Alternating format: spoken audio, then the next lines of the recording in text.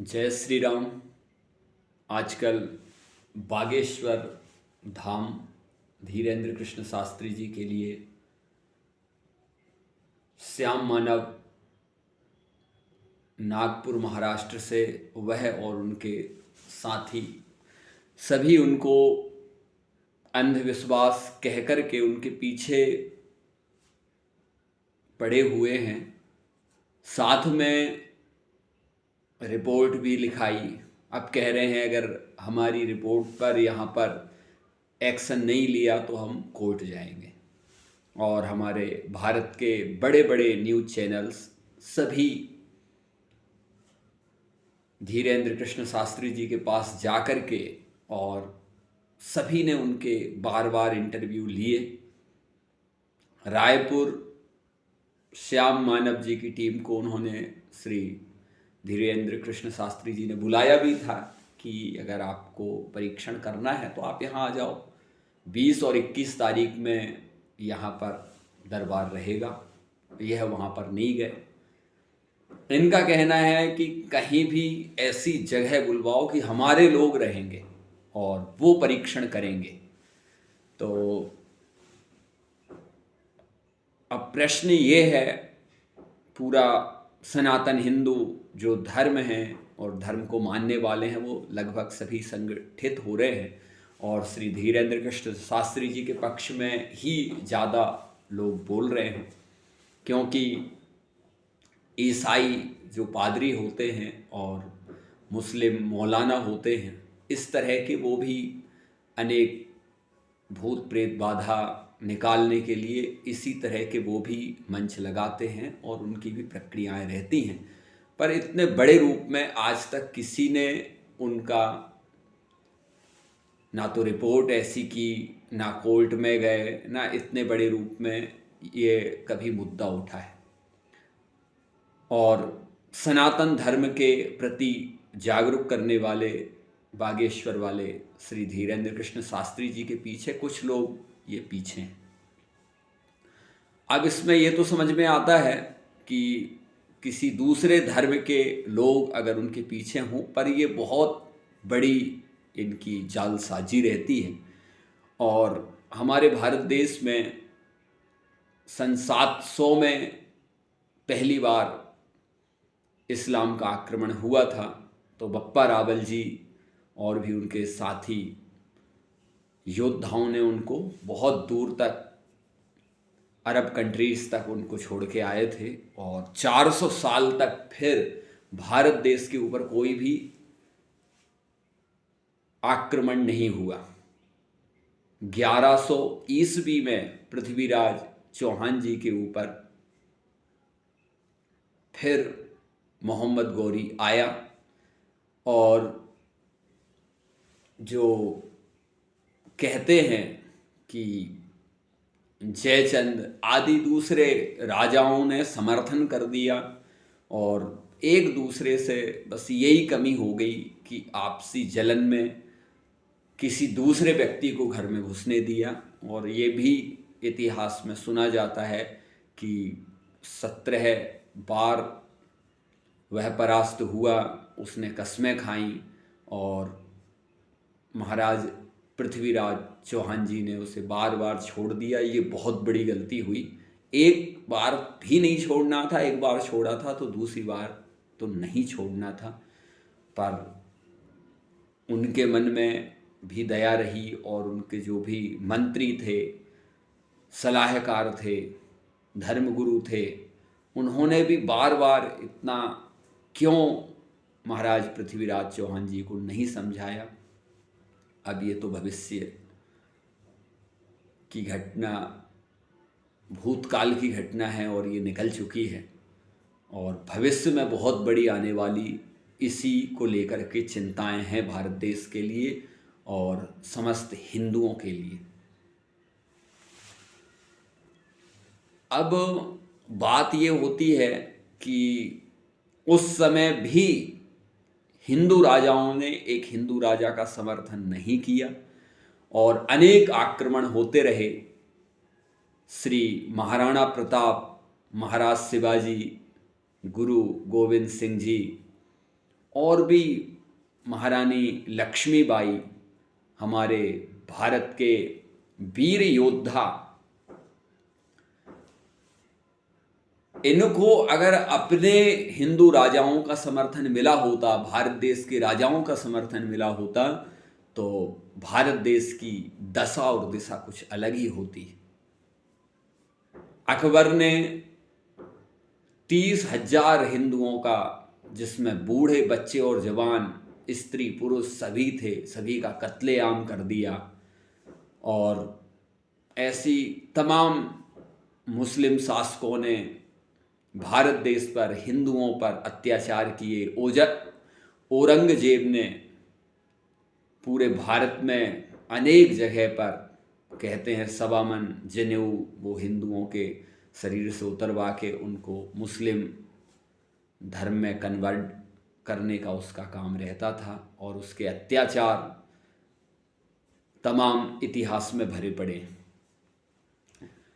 कहने का तात्पर्य ये है कि ये जितने भी मुस्लिम आए, बाद में फिर अंग्रेज आए, अंग्रेजों ने भी जब फूट डालो शासन करो, जब इन्होंने ये रणनीति अपनाई, तो बस गलती वहीं हो गई कि जो हमारे हिंदू राजा थे, अगर शुरू से ये कहते कि भैया ठीक है, हम आपस में कुछ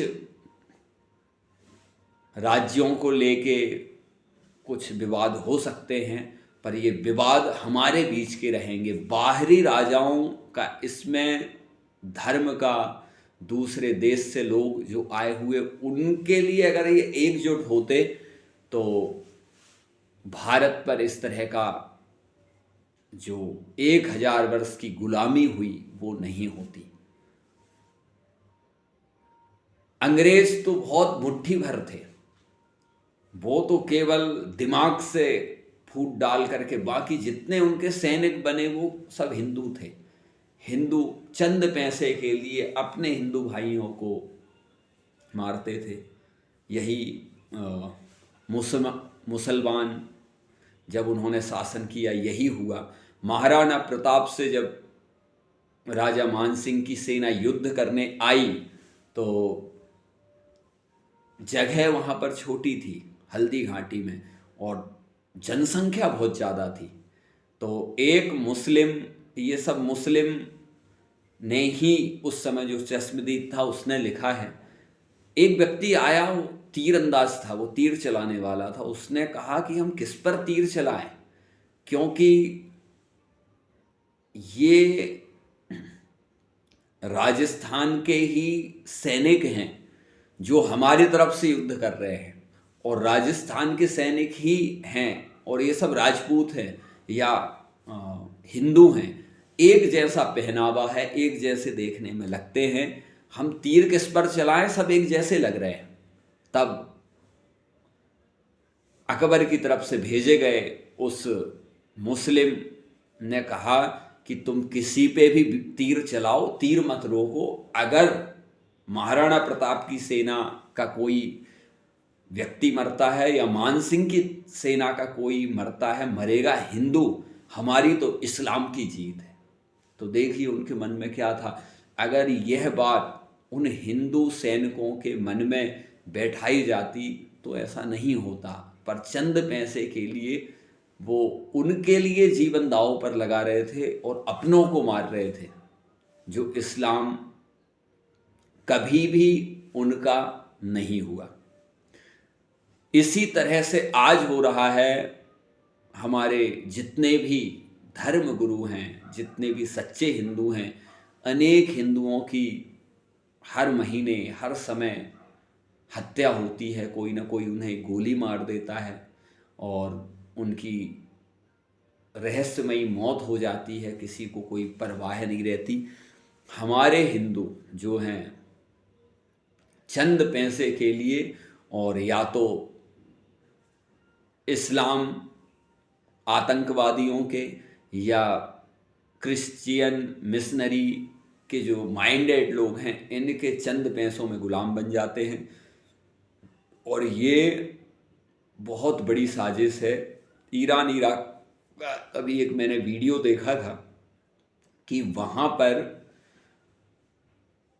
एक काफ़ी सच्चा जो राष्ट्रभक्त था उसने चुनाव लड़ा और वो चुनाव जीत गए। उनका जो पूरा पार्टी थी, और उन्होंने लोगों को समझाया कि हमारे देश का तेल है, और ये जो विदेशी अमेरिका और ब्रिटेन इस तरह से बड़े देशों के नाम लिए थे कि ये केवल दिमाग से हमारे देश का तेल है, और इसमें इन्होंने परसेंटेज हिस्सेदारी बना रखी।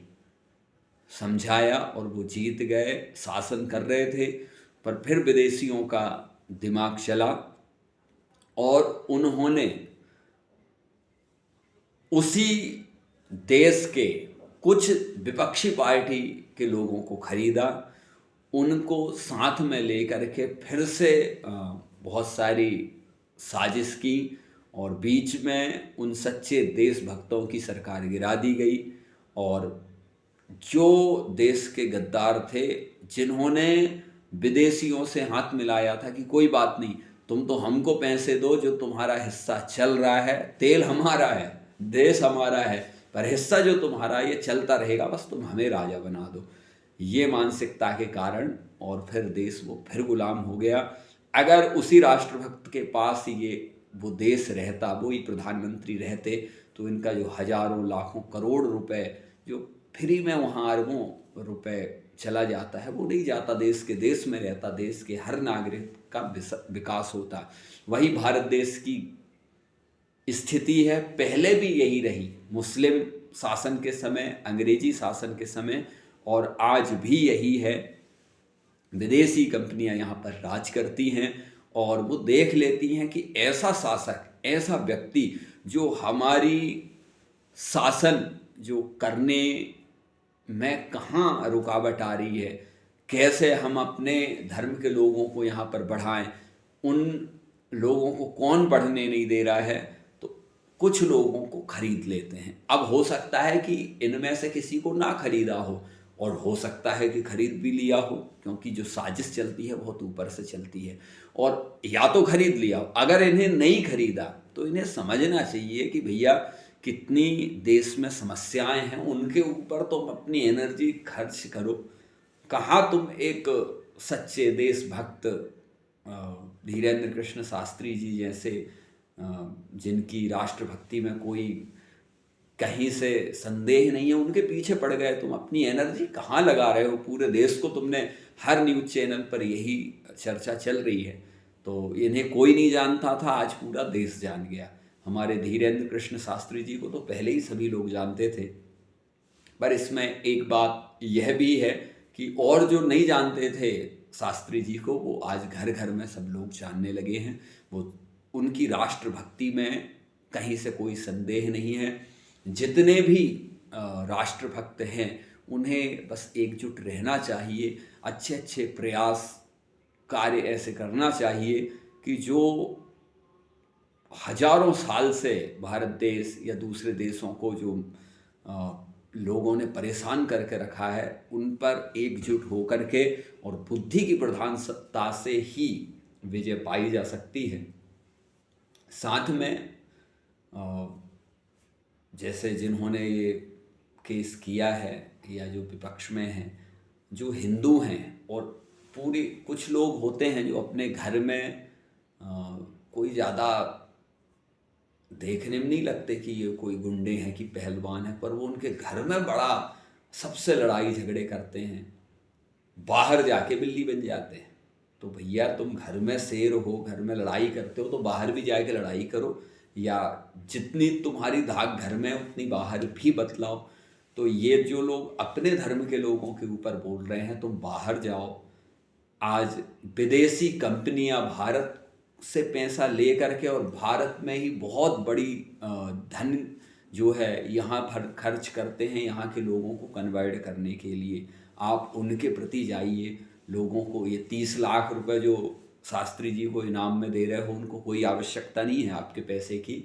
ये पैसा आप लगाइए, कैंसर बीमार हैं, और भी हजारों प्रकार की नई नई बीमारी आ गई हैं, लोग परेशान हैं, बहन बेटियों की शादी नहीं हो रही है, लोग गरीब हैं, कई तरह किसान आत्महत्या करते, ये पैसा वहाँ पर जाके लगाओ, अगर लगाओगे तो अच्छा होगा। कानून ढूंढ के लाए हैं कि ये समस्या ना वो समस्या, अरे भैया इस सब की कोई आवश्यकता नहीं है। जब कोई को धीरेन्द्र कृष्ण शास्त्री जी परेशान कर ही नहीं रहे, कोई विपक्षी पार्टी का है ही नहीं, जबरदस्ती कोई बात ढूंढने से कोई मतलब नहीं है।